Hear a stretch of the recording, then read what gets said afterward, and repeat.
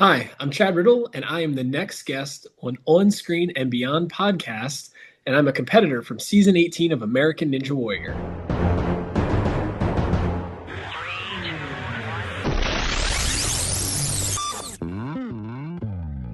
On Screen and Beyond, an inside look into the entertainment world featuring interviews with people from the movie, TV, and music industry. And now, here's the host of On Screen and Beyond, Brian Zemrak.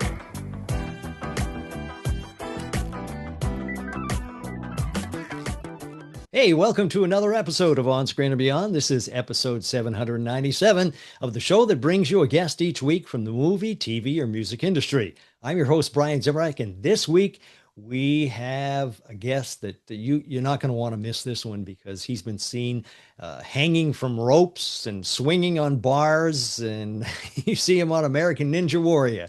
He is here to share his inspiring story with us, and it'll tug at your heartstrings. Chad Riddle is going to be joining us. Chad has a lot to share with us, and he'll be joining us in just a minute. So get ready for that. And please check out all of the great guests that I've had the pleasure to bring to you over the past 19 years, including Robert Wagner, star of Heart to Heart and the Austin Powers films. He was number 2, and 2.5 Men he was on, too, as a regular for a while. And also, you can catch Bob Barker when I interviewed him from The Price is Right, and plus hundreds of other celebrity guests for you to enjoy. Just go to onscreenandbeyond.com, or you can check them out on your favorite podcast provider, including Apple and Spotify. And the most past, I think, 94 guests that we've had have been on YouTube. We've been starting just this past year doing that, and also on Spotify, you can watch us. So those are the two places to catch us if you want to watch the show. And if you have a question or suggestion for me, you can do so at feedback@onscreenandbeyond.com. Let's do it. Chad Riddle up next, right here on Screen and Beyond.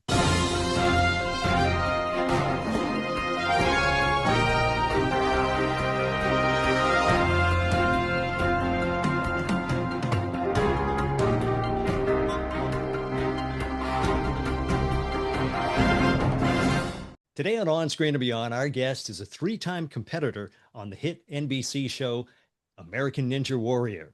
He is a crowd favorite, a teacher, a principal, but most of all, a true inspiration. And he is here to share his incredible story with us. It's Chad Riddle. Chad, welcome to On Screen and Beyond. Thanks, Brian. Happy to be here. Now, Chad, I don't know. Your story is just so heartwarming and heartbreaking. There's just so many different things. But before we get into too much, a lot of people are happy to see that you're back on the show. And what made you want to return? Am I correct? It's been 8 years. Yeah. That's a long time for an athlete to stop, Yep. So I've been doing American Ninja Warrior for well over 15 years at this point. The TV show is a huge part of the sport, but there's also been this added element that there's a lot of Ninja Warrior gyms that have popped up over the country.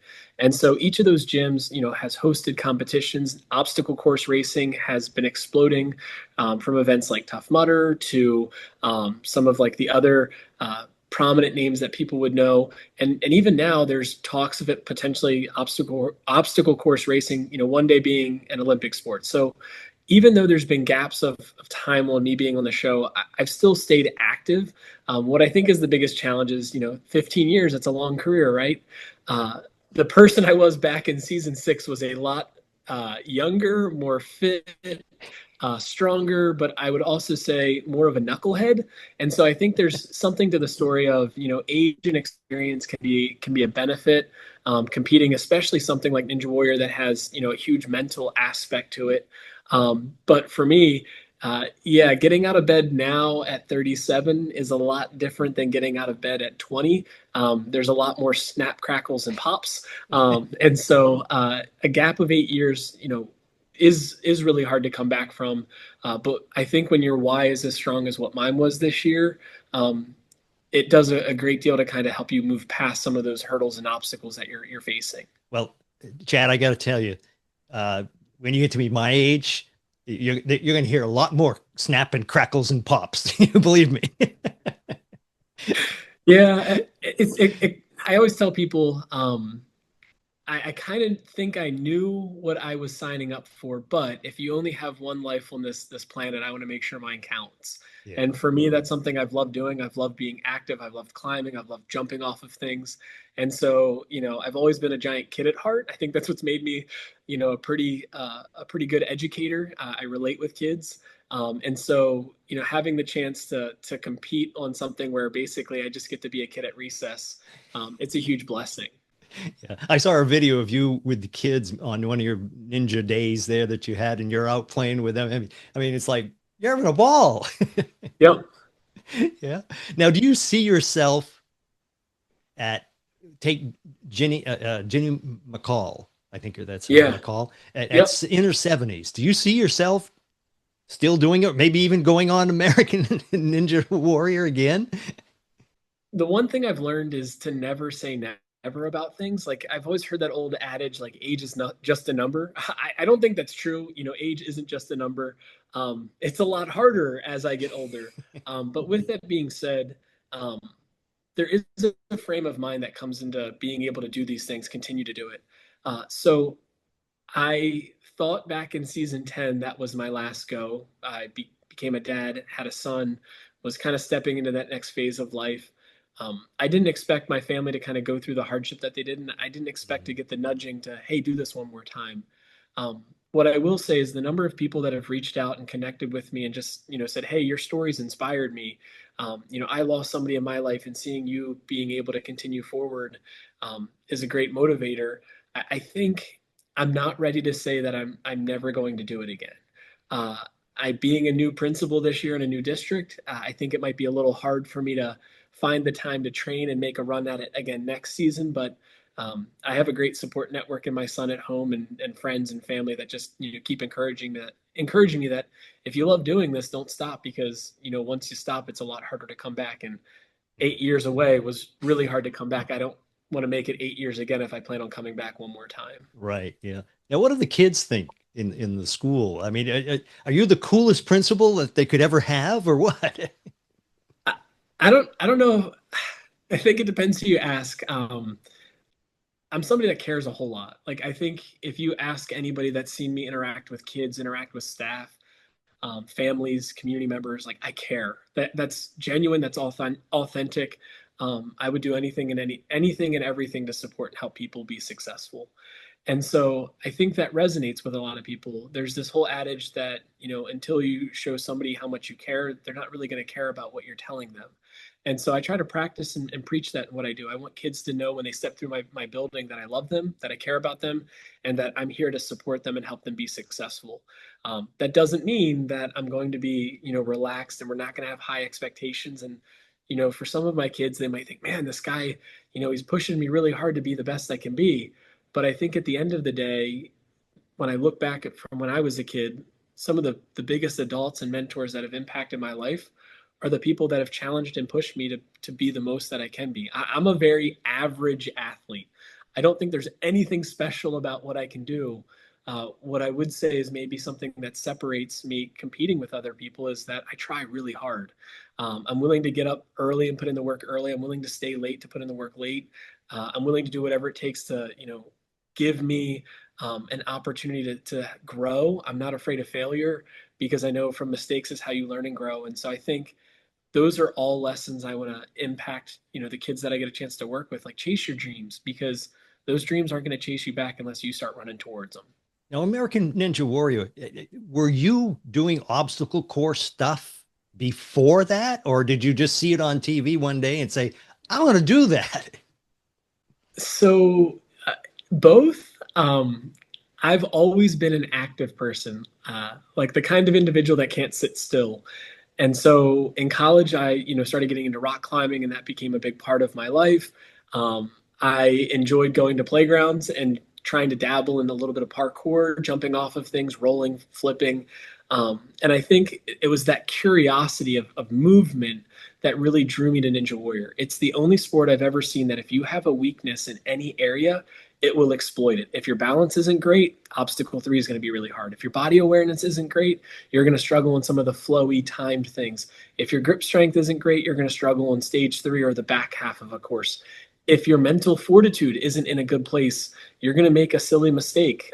That's, something that from the first time I competed to, most recently, I've grown so much as a mental competitor that I'm not as strong as I had previously been, but I'm doing better now than when I was, younger, because I think I'm in a better mental space when I step foot to compete. So there's a lot of elements about it that drew me to the sport. But the biggest thing is I feel like it's given me a space to just truly test and push myself to my limits.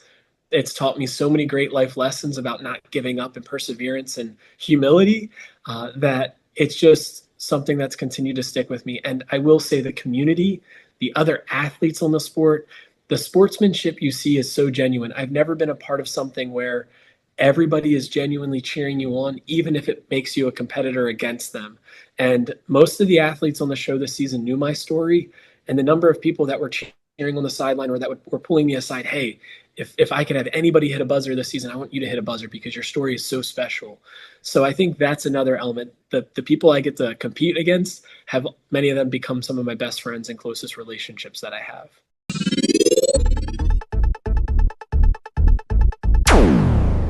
Hello, I'm Robert Picardo, and I am on Screen and Beyond.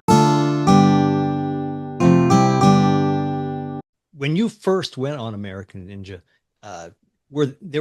I'm taking it that there weren't a lot of places to do this. I mean, was this just something did you make something in your backyard, or how did you come about that? So I would say I made something in someone's backyard. So when I started doing the sport, it wasn't as popular as what it is now.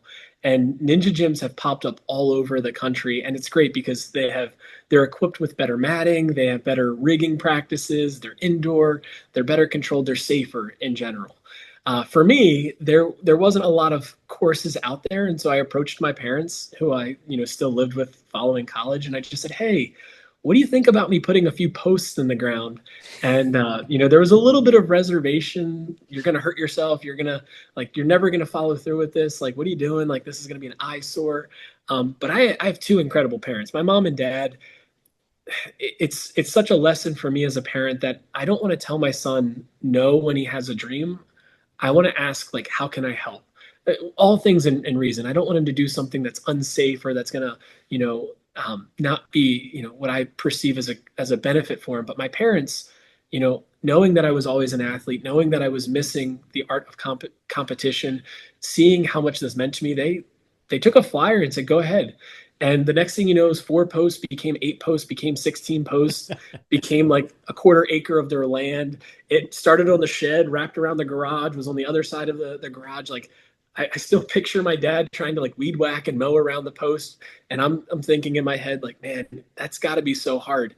And that's just love. Like, that's a parent saying, how do I help my child be successful versus how do I, put myself as a barrier or an obstacle? And one of my favorite things about my parents, they never tried to live vicariously through me. They just wanted to see me be an individual and thrive. And a lot of people say, like, do you want your son to do ninja? And my answer is, if he wants to be a musician or, perform in a play, like, all I care about is I want my son to be successful and I want him to be happy. And, that's an example that my parents set for me. And that's what allowed me to put, some posts in the ground and begin to chase a dream that's now been 15 years long and left me with so many more positives than negatives. Yeah. Now, the first time you appeared on American Ninja Warrior, was your wife having difficulties at that time, or was she sick then, or did that develop later on? Yeah, so she actually has always been this incredibly healthy person. We both were kindergarten teachers, and it was funny. I always got sick. I have an immunocompromised because of some things, and she was always super healthy. So she would get a slight cold and power through and still teach. I'd get a slight cold and I, would be out on the couch for a week because, I wasn't as strong as she was. Mm-hmm. So, we always joked about the fact that she was going to outlive me. She was going to always be around because she never got sick. And then, her first symptom was just muscular discomfort. We were both athletic. And so we thought it was like, oh, just a pulled muscle. And when we kind of went down the rabbit hole of testing, and it was really quick, she was already in stage 4 of Hodgkin's lymphoma. So it was a really unexpected experience. But Brian, let me tell you, like, as a human being that just had courage and strength and everything you'd want to be exemplified in a person that never gives up, like, it was her. And I think that's something that still sticks with me today. There's some days where I wake up and I'm like, oh man, it's early in the morning going to work. Like, it's hard. It's a challenge. Like, she was going through chemotherapy for stage 4 cancer. And every appointment we went to was the question of, do I get to go to work tomorrow? And the doctors were like, hey, like, take it easy. Like, you don't have to keep, showing up every day. But she loved her kids and she loved her job. And if she had a way to show up, she was going to show up. And I think when we talk about an example of strength and willpower, like, that's the gold standard. So in season 10, when I competed, nope, we had, kind of a life that you wouldn't, expect 5, 6, 8 years later to, be talking about a battle of cancer and then ultimately, her passing. Yeah. So very vulnerable journey that I shared this year, not something that I ever saw myself at this age, being a widower. But life has curveballs and we all have hard things that we go through. And I think learning how to share that hardness, learning how to lean on supports, learning how to support others, like, that's our why. That's why we're here. We're meant to be connected.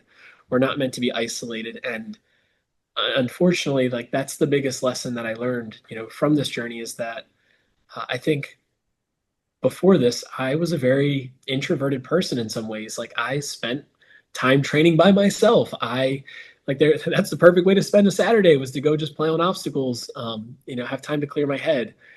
And now I try to connect with people whenever I can, because that's what makes life special. Yeah. Yeah. And, to most of us, we see your story on the show and things like that. They give the clips and everything, and you're an inspiration to us, but I'm sure to you, she was an inspiration to you. It still is, 100%. I'm sure. 100%. And I think anybody that knew her going through that journey, that's the message you hear. And I think about, like, her service that she had. The number of people that showed up for her service just spoke volumes to the life she lived. Like, she impacted the lives of hundreds of kids. Like, everybody can remember their kindergarten teacher. Everybody can name their kindergarten teacher. And to see, previous students, families show up for her school district, and just, see the impact that she left. It wasn't just isolated to me. It was anybody that ever got to know her. And that's awesome. Yeah. Yeah. Now, school, I presume school is not in session right now. I don't know what in your area, if it's on, but I'm sure you're at summer vacation, correct? Yeah. So summer vacations this, like, last term, like, as an administrator, I'm putting in a lot of hours right now. I know. But our kids aren't back in the building. Our staff just, started to come back in the last couple of weeks. I think a lot of times people think teachers are off in the summer and that's all they do. But seeing the level of care and work that my staff is putting in to get our building ready for our kids, it very much already feels like school is back in session. We have a couple more weeks till kids come back, but I'm ready for them to come back at this point. The school feels a little empty without them, and I hope there's excitement on their part to come back and, get to another year of learning and growing and impacting one another. Yeah, I know. I worked for years, 20 something years. I worked for a school system, and then I worked for a college system. So, summertime is when we do our work, get things prepared and everything. So yep. I understand what you're saying. I wasn't insinuating that you're not doing anything. Believe me. That's okay. But I mean, as far as the summer do you tend to do more training now than you do during the school year? So currently I took a new job in the last like month or two, and I'll say, I feel like I don't have much time to train at all right now, Right. Yeah. because you're learning a new system, you're getting ready, and I've always been the person that if there's work to be done, I'm gonna give 110% to move those mountains and try to accomplish what I want to accomplish. For me, getting in a Ninja Warrior really was about having that space and place to take a break, to take a breath. Being an educator is really hard. You hear a lot of things. It's like the only profession I've ever seen where you spend a whole year building a community, building a family, and then at the end of the year you have to say goodbye. And that's so hard. Yeah. So Ninja Warrior, rock climbing, like that became my outlet. Like I would pour my heart and soul into the day when I was in the classroom with those kids. And then, I needed a moment to unwind and reset. And for me, that was playing on obstacles and climbing. So I probably should be spending some more time doing that right now. It'll definitely help me be more refreshed. But once the school year gets into swing and I'm in a routine, that'll be a main part of an activity I do every day outside of school. Yeah. And I see you swinging, from the ropes and the gripping those things that roll and twist and oh geez, it's like, what do you feel is the toughest part of the course? So getting to the end, I know that's yeah, but I mean in general, which of those things was the toughest? So I think it's a twofold answer. Like if we're talking on the course, obstacle wise, like that's very specific to an athlete. Like if it's somebody that I've seen incredibly strong upper body people that might not have the best balance. I've seen athletes that are great in practice, but they step on the course and the lights are shining and the mental aspect kicks in and it's really, really hard to do it and they freeze. I think that's what's so amazing about the show is if you have a weakness, it's going to exploit it. So I always tell people if chasing the dream of Ninja Warrior is your goal, find out what you're not great at and drill it until it becomes your strength. For me specifically, I do think the nerves have been something that I've really battled all throughout my time competing. There's some days where I don't even like competing because I just get so nauseous. But once that buzzer sounds or the beeps sound and you get to start, I always tell people if I can get through the first obstacle, I settle in and it starts to be just this really fun experience. My first run this season was clunky. I was rusty. I fell on every obstacle. I was beating my body up. I think that really impacted why I fell on obstacle 5. But then that second run, like it felt like poetry in motion. It felt like a kid riding a bike again. And I hadn't done it recently as often as I should have. But once I started pedaling, there was no stopping that momentum. So I think for me, it's the mental hurdle. I think for advice I would have for a lot of people, though, it's one time and a year of training. If you get cast and picked, you get to compete one time, basically. You're only guaranteed one opportunity. And that's hard to train every day for 365 days and then step foot on the course and fall. It's easy for you to not dedicate as much time as you need to in training. So I think the off-season work is the hardest thing for a lot of people if you lose the joy in doing it. And I was always an athlete my whole life, very average, not a great athlete, didn't have a lick of athleticism to me, I feel. If I could go back and like mentor 7th grade Chad, I would tell myself, like, get in the weight room, lift, figure out what you need to do to grow and then do it. Because if you're not doing the work, nobody else is going to do it for you and nobody else is going to care. Like you have to put in the time and energy if you want to grow. And part of growth is falling. Part of growth is failure. And so just because you lose, don't let that be the end of the story. Pick yourself up, go back to work, get back in the lab and, move ahead. And that's what I think I've done every time I've competed.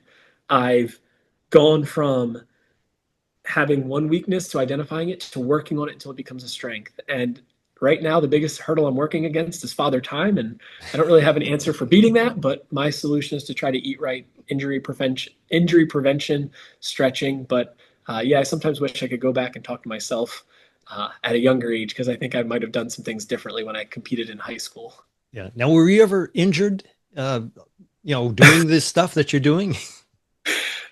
Sprained ankles or anything like that? This is a funny story, like funny stories. I've gotten injured at ninja gyms. I've gotten injured with my friends doing ninja, but 9 times out of 10, it's not because of doing ninja. Like I dislocated and tore my labrum playing dodgeball. Like I dove on a springboard and threw the ball, and the way I landed, like it just dislocated my arm. There was another time where I was like out and about, and I thought I could jump from one 2x8 to another 2x8, and I jumped and I slipped and I dislocated my ankle.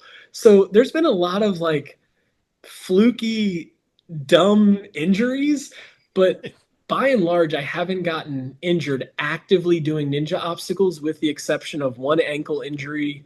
And then I did tear my lat, but I didn't warm up properly. So I think, yeah, injuries have happened, but I take the responsibility for myself for most of those injuries.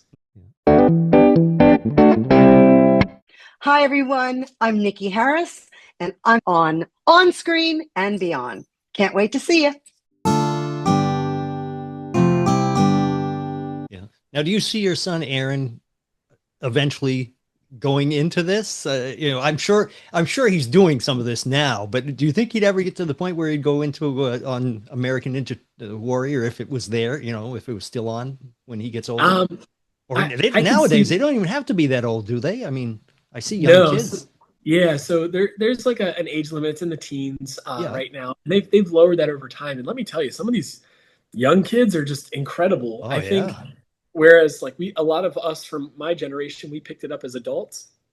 When you grow up doing it as a kid, like you just have this increased body awareness.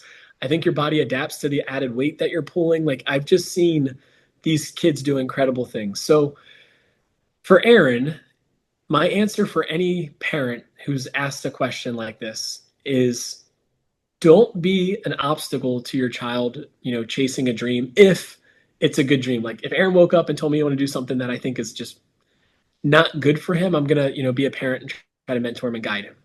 But I'm also the kind of parent that I don't want to live vicariously through my son. Like if he decides, hey, I want to be a musician, I've never played an instrument, but I'm going to do everything I can to help that kid be successful being a musician. If he wants to do, theater, I'm going to be the first one in the front row cheering him on. Mm-hmm. If he wants to do Ninja Warrior, I will be there doing everything I can, whether coaching him, finding him a coach, helping him see some of the lessons I've learned. But at the end of the day, I just want him to be happy and successful. And I think that's a good lesson for any parent. I've seen so many parents, whether it's soccer, basketball, football, even in the ninja community, where they're trying to live through their child. And all that seems to do is create early burnout, apprehension, nerves. And that's not a good thing. So if he wants to do it, I'll be there to be his loudest cheerleader, just like my parents were that for me. And if he tells me he wants to do something else, I will be there to support him any way I can. If I'm being honest though, I think it's in his DNA. I've seen him climb, I've seen him swing.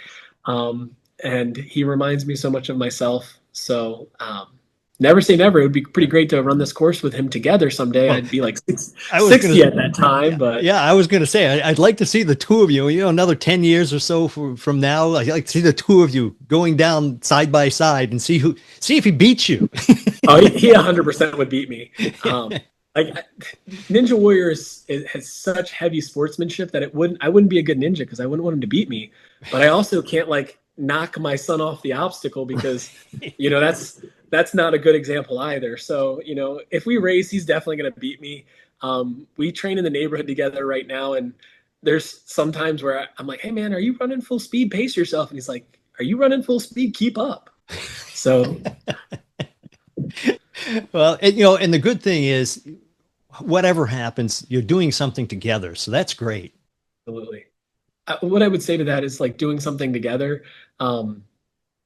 We go through seasons in life, and I don't know, Brian, if you have kiddos, but the man I am as a dad is different than the man I was as a young adult, different than the man I was, or the kid I was, growing up. It's like priorities shift, and hitting that buzzer in the second episode was awesome. It was a great feeling. Honestly, because he wasn't there for night two, he was back home watching on a jumbo screen. It was a great feeling hitting that buzzer, but I had just as much fun being on the starting platform with the cameras zoomed in on me and being able to point to his heart and say hey man, I'm running this for you. I love you and I want you to always remember that. That to me was just as powerful, if not even more powerful than what it was hitting a buzzer. Yeah.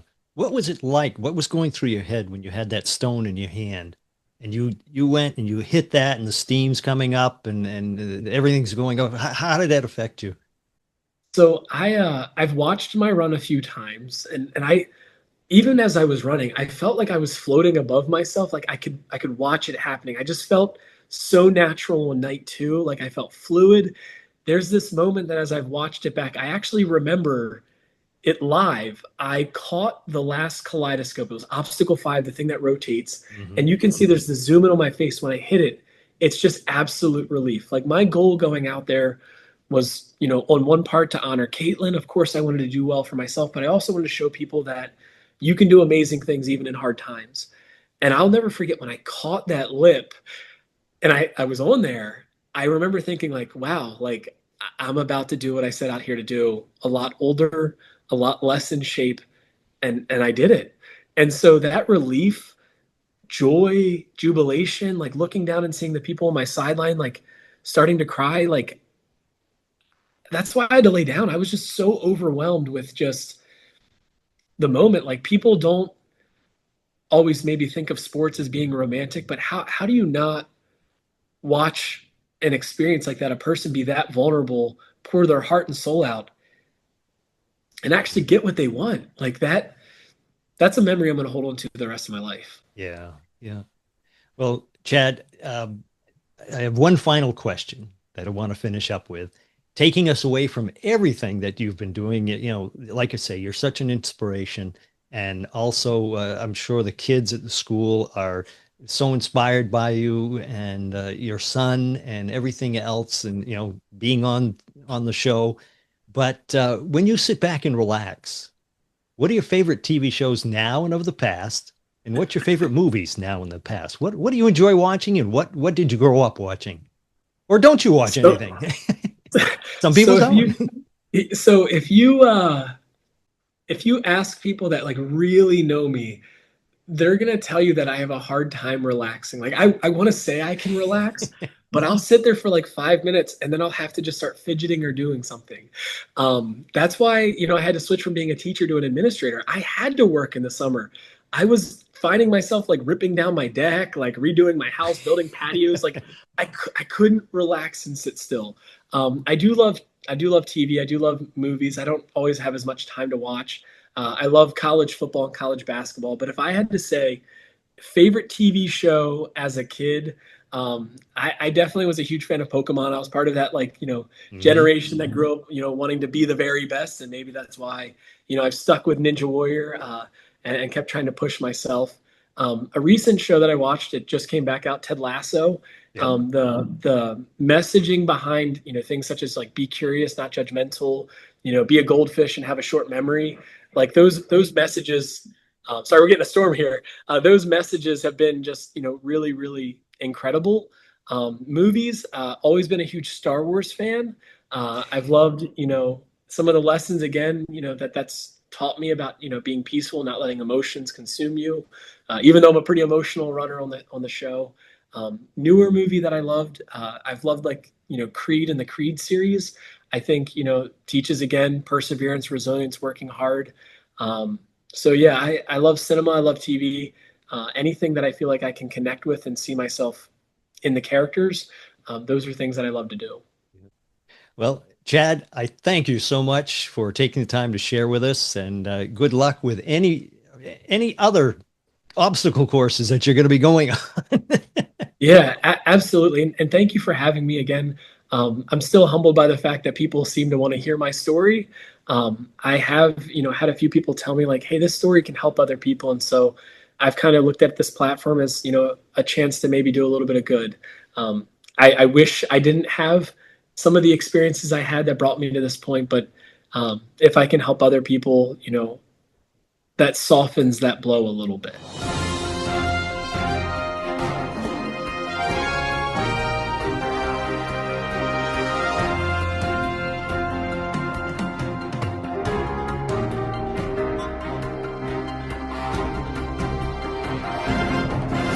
And there he is, Chad Riddle. Thank him so much for joining us here and sharing his story. Be sure to check him out on American Ninja Warrior on streaming on Peacock.